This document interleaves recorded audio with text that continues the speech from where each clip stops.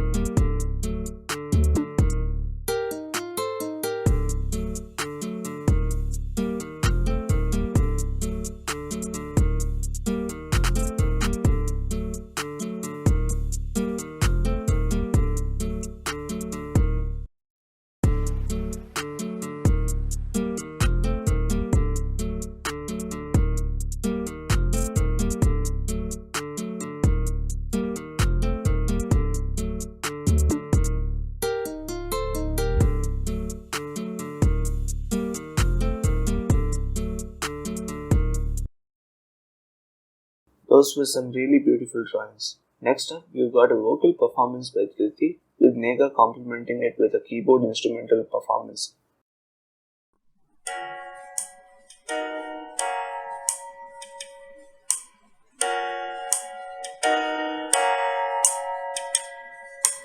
When I was young, I would look in the mirror. Didn't know what then, but now it couldn't be clearer. That I remember being filled with such wonder. Before learning that the world could be harsher. Ooh,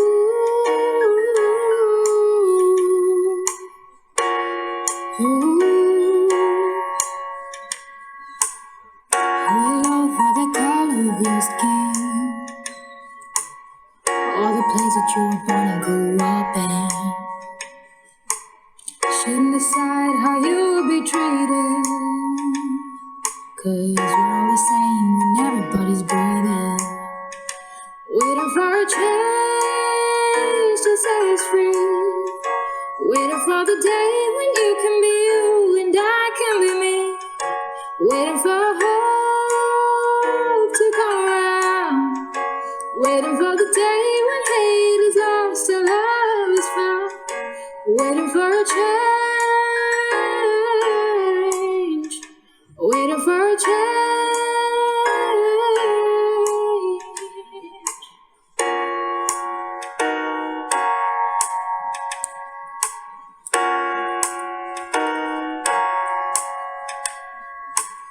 For all the brave and the souls on the forest, stand tall, be proud, lift your voices. Let them know who we are and our choices.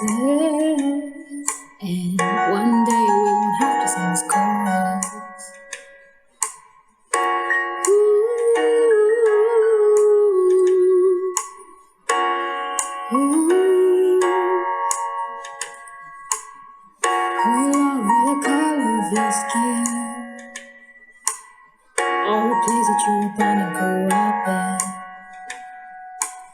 Shouldn't decide how you will be treated, 'cause we're all the same when everybody's breathing.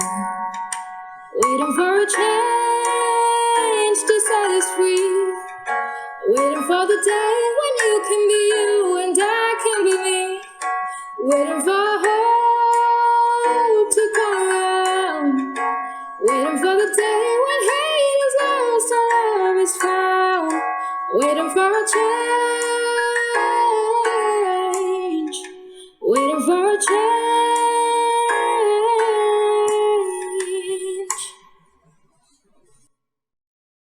That was a soothing performance. Next up, we have a comic strip by members of our class that explores the struggles a young millennial had to overcome to make it big in the film industry.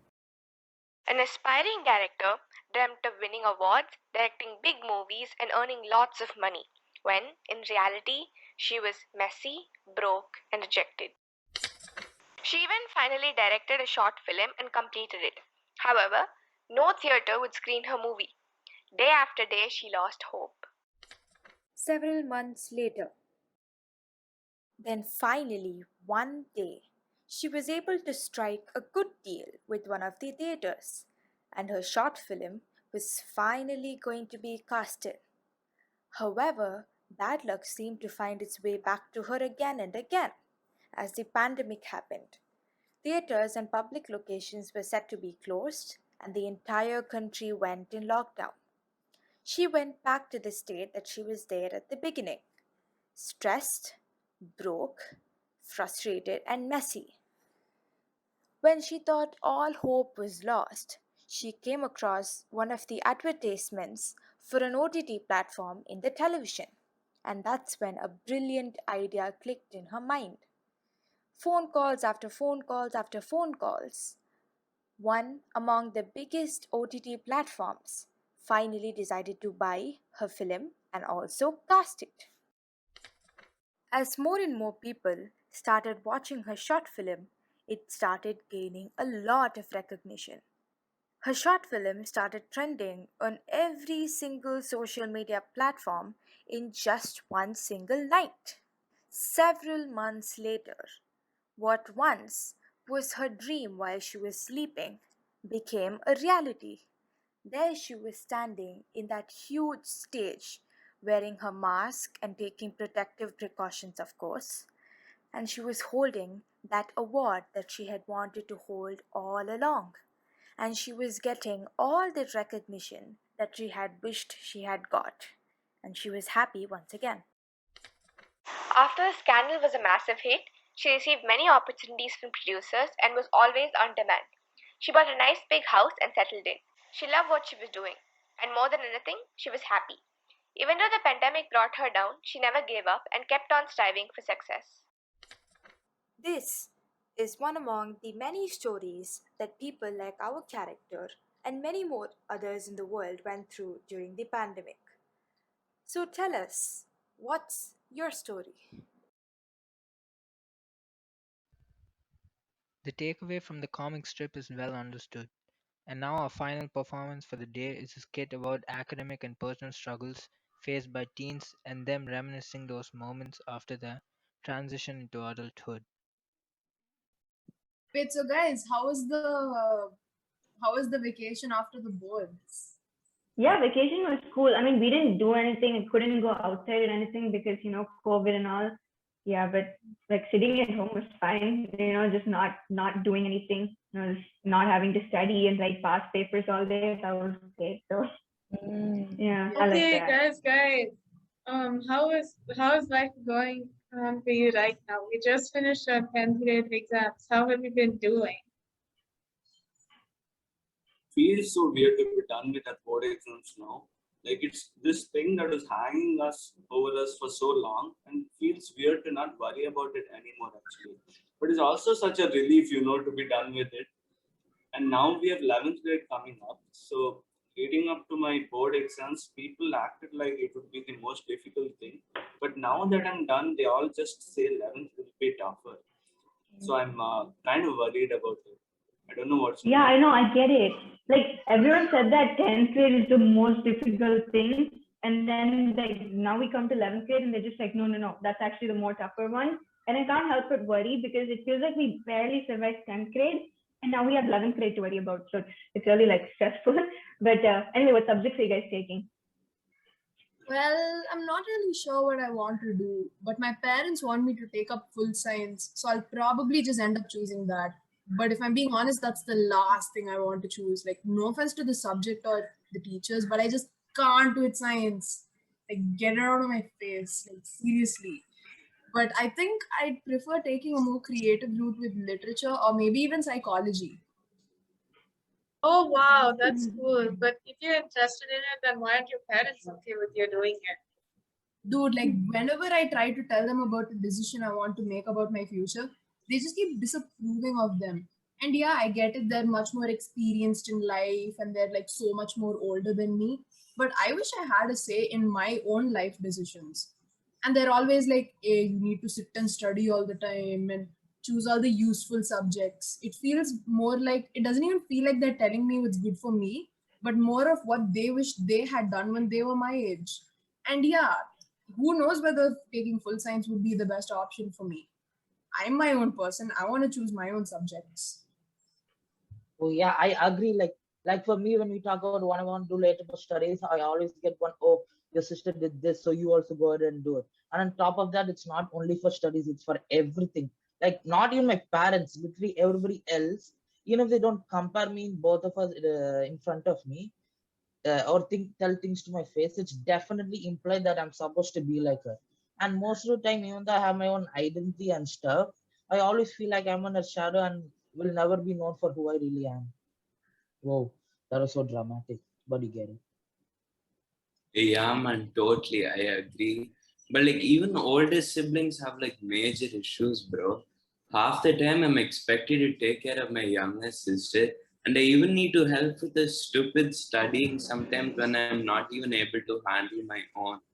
It's like sometimes I can't show any sort of weakness because then my parents will pounce on me saying you need to be the perfect older sibling. Like also, it's so frustrating to be blamed for what my younger brother does. He does all this random stuff, and I'm not responsible for what he does. I know it's Oh, really oh. annoying. Usually I'm super bored at home, but after hearing all this, honestly, I'm glad I don't have any siblings right now. But the thing is, even when I'm lonely at home with tons of homework, we still text a lot, right? So I'm not that bored. But then my parents, they expect me to sit with them like 24/7 or something. I'm surprised they even let me come to school. Like every time I sit apart, even for 30 minutes, they're like, oh my gosh, why can't you come talk to us? But when I do come and sit with them, we barely even talk because I have things to do and so do they. Uh, I'm not a 3-year-old baby. Oh yeah, I mean like I totally get it because when I was 10 years old, I used to like talk to my parents and spend a lot of time with them. But then as I grew older, it just got annoying because I mean no offense to them, but they just don't understand me. Like they don't understand my problems. They don't get me. And during that time, I just started talking to you guys because you guys obviously understand me a lot better. And yeah. Same thing happens with me. I mean, my parents think they know me best because they know me. But as I grew up, they don't actually know me that well. So the things they say might have worked for me when I was like 9 years old, but it wouldn't work for who I am now. But it just feels wrong to get mad at them. But because in the end they just want what's best for me. Yeah, Yeah. it's so annoying enough when my parents start pressurizing me about my studies, and on top of that there are these extra expectations and responsibilities which are so compulsory. I just can't. Yeah, see, I'm a Yeah. girl, so I'm expected to have long hair, right? And now that I cut it, my grandparents are going crazy. It looks good though. Yeah, Yeah, this whenever I meet my far family, there's always someone or the other who comments on my weight or if I become more thin because I'm usually out there playing most of the time. I can't even sit however I want, and even if I try giving my opinion on something, I'm just asked to stay quiet. I know that's Yeah, so I I true. know. know, I get exactly. it. It Every happens time for I me get also. feedback, Exactly, it's Same. fine. They you don't know, just like it's parents are like always Same. there's telling me nothing what we to can do do. to Yeah. Like stop it's it. just You know, parents even are if just Hey, telling me I what to makes do. it know. harder, They right? Yeah, can't Because tell we me yeah, what feel to we do. have I to want to go annoyed. do. I do now. what I Oh, want to do. against. Oh, we have to Okay. go. Okay. Okay Okay. then. Bye, Bye. people. See Bye. you. Bye. Bye. Bye. Bye. see you Bye. later. Bye. 10 years later. Hey, how you guys been? Hi. Oh my God, it's Bye. been so Hello. Hey long. guys. I know. Hi. How I are know, you right? guys? It's honestly been so long. Like, what are we even doing with ourselves? I know, right? How many years has it been now? I think 10 years? Yeah, Yeah, then yeah, actually. we really need to meet up like this more often. Seriously. Yeah, seriously. And you know what the funny thing is? When we were even during a normal school weekend, we absolutely had to call or text each other. Otherwise, we would die of boredom. And we would not even speak to our family members at all, even though they were just like right next to us. It's Oh my crazy. god. Yeah. But like now I've seriously been talking to my parents so much about everything. I feel like I've become a 7-year-old all over again. I know, I get it. Yeah. Talk to my parents so much more now. But I haven't kept in touch with any of my college friends for some reason. Like all of us just moved on, and I only talk to a few close friends now. What have you all been doing though? Karthik, weren't you saying something about jewelry designing in school? Hey, you remember all that? I'm honored. And yes, I opened a jewelry boutique, and the business is actually pretty decent. That's awesome. But you said your parents wanted you to do some commerce now. You even do commerce for 11th and 12th. Yes, I wanted to take design tech, but it was okay to do commerce. I studied Yogi for so long. But still, it's a cool thing, no? You started your own business, you never thought of it, and you're just going with it. Yeah, but it is kind of hard because I didn't really do the proper subjects and in school because my parents made me do commerce and stuff. But they supported me when I opened the business, and studying commerce actually helped me look after my business. Yeah, that's really sweet of them actually. Oh, but Priya, what about you? You said you wanted to do psychology, but you ended up taking full science. How was that? Yeah, man. Like, I took full science in school, and then when I went to college, I found a course in psychology, and I just grabbed that golden opportunity, and I became the rebellious person I am today. And my parents, after I took up psychology and I showed them what the course is like, they were more open about me attending more courses, which was really nice of them. Oh man, you hit puberty and thought you realized there's only college. Huh? Hey, you don't have to be so rude and all. But yeah, like I guess you can say that. A lot of my relatives were always bugging me about what to choose, how to choose, why to choose. I found it super annoying at the time. Yeah. But like I agree though.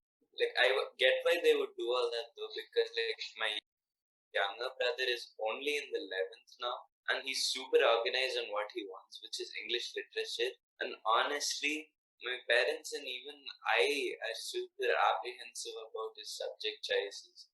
I get that he has an idea on what he's doing, but he's way younger than me, and I totally get what my parents went through. I mean, it's super unfair to him, but I really care for him, and honestly, I don't know anything. Oh, you sweet Oh, caring that's so younger nice. brother. How nice of you. I know, right? Well, at least we're out of the house now. It's finally It's nice to be finally free, making my own decisions. I mean, my hair was always past my waist back in school. You guys remember? Like, Oh why on yeah. earth couldn't I have had it shorter? Yeah. Oh my god, I remember like you used to come to school late because you had to like comb your hair and wash it before football practice. Exactly, and my grandmother used to go on and on about culture and tradition and culture and tradition. But culture and tradition are equally important. Oh yeah, definitely. I mean, both are important, but it causes when it causes discomfort or holds someone back. How do you justify that? Yeah, she Yeah, does. yeah. Point. At the end of the day, your culture needs to empower you. So I guess you are right.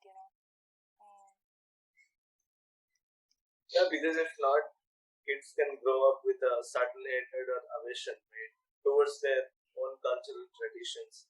Because the newer generations need to sort of keep the richness of our culture, right? Because that's partly what defines us as a society. And if our culture, or more like the way in which people interpret our culture, is so very suffocating in some aspects, then the charm of our culture itself disappears. Need to agree with that. Oh my gosh, why are you being all serious and monotonous? Your perceptive thoughts are making my head hurt. You wouldn't kill it to use your brain every once in a while, you know. Okay, see, Karthik, she doesn't have a brain, so I guess it makes sense. I'm sorry, Anika, I don't have a brain. I'm just saying it was a little boring, okay? I just Oh, read come on, one you remember how you statement, used to one be in school? paragraph. You used No, to be so immature. you're Like, talking about your brains, please. Let's settle this. None of us have a brain, okay? We've not had a brain since we were in school, and we still don't have a brain, okay? Okay. sure, if you say so. Let's just keep it at that. Oi, Priya, how are you sitting? You look like some indecent fellow. Huh? Hey, so annoying that one line is. Oh my god, I know it's so unfair. Like, what is your problem? I get that sometimes it's inappropriate for certain serious situations and all, but it's super annoying when it's for no reason at all. I know. But at the same time, our parents are making sure that our posture isn't affected.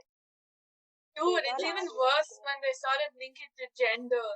Oh my gosh, I know, right? That's the worst thing ever. I'll be sitting on the sofa at the family gathering and being yelled at like 5 different people to sit like a woman, act like a woman. It's so stereotypical. I just Okay, can't. calm down, but I get it, yeah. You guys sound like when you were teenagers, getting all fired up and ready to change the world, huh? Well, it's been 10 years since we were in school and we still haven't done much changing the world now, have we? Good point. We really should be nice elders to the newer generation. Like, honestly, unless we do something about it by learning from what we ourselves went through, they all get super annoyed and angry. Yeah, I agree because honestly there obviously is progress. Society itself is getting more accepting. But at the same time, it's not fast enough for the newer generations.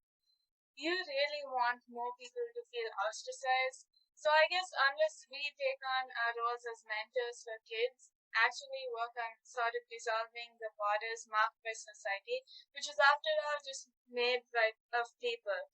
Our progress as a person will honestly be negligible, considering the amount of potential and dreams housed within all of those kids. That was deep, Wow. like deeper than the Mariana Trench. Mariana Trench. Oh, here come the unrelated comparisons. Here we go. Just because my comparisons are awesome drama and you're just not smart enough to understand them doesn't mean that they're not related to each other. Hey, but come on, I- make sense for once. For once, like Mia, I thought you were on my For once? side. We matured so much. Well, but we are so much more mature and open-minded, mostly because of the environment and way our parents brought us up, right? Yeah, true. I agree, sort of, but you guys mature. I mean, come on, that's not happening in this lifetime. We all know that. You're talking as if you're super mature. Exactly. Hello, There you go. guys, if you Oh, I'm switch not on, mature. What are you talking and about? the most ridiculous thing ever. Remember, he used to just like throw the football at random people. It's and it's just like it was not funny. It was all of us getting like kids again and like calling us some I sort. forget what you're talking about. I'm gonna cut.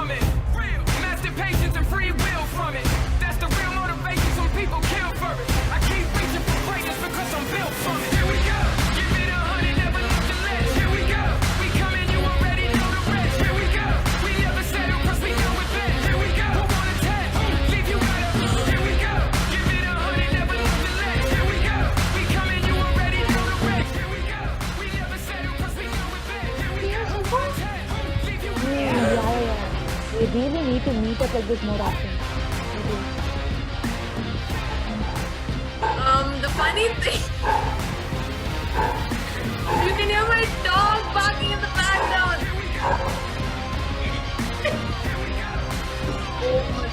I am mature. This is some extreme fighting. You weren't even like you know that. Maybe we need a third person to come and make us stop. You know, like.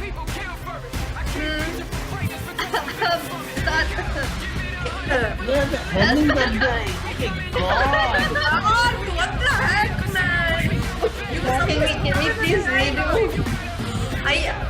I feel like this is just too much for them to sit inside your edit. No, we can't read it. Come on, please. I don't want to do that. I don't want to read it. Yeah. Too much time. Hello everyone, we are the Whale Exclamators from 11th grade, and before we begin, we would like to thank you all for watching a play that we produced ourselves. In March, we had to choose the subjects we wanted to continue studying in 11th and 12th, and honestly, there was a considerable amount of pressure put on us because, well, it could apparently make or break our life. Whoever knew we were such delicate beings? Anyway, many of us just got so annoyed at our parents because they kept bugging us about what we were going to do later, how we were planning on balancing our extracurriculars with academics, whether we wanted to go for external tuitions, and so on.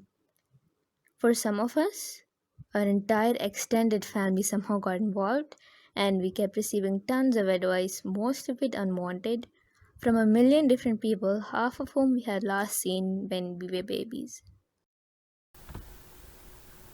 As the theme for this year's annual day is change, we wanted to keep it central to what we experience as a class rather than focusing on major social issues. We definitely didn't want any COVID-19 related scenario because honestly, it's gotten exhausting. So we decided to outline the challenges faced by teenagers from a very urban setting. Hence, the challenges faced by teenagers from rural or any other settings aren't highlighted here.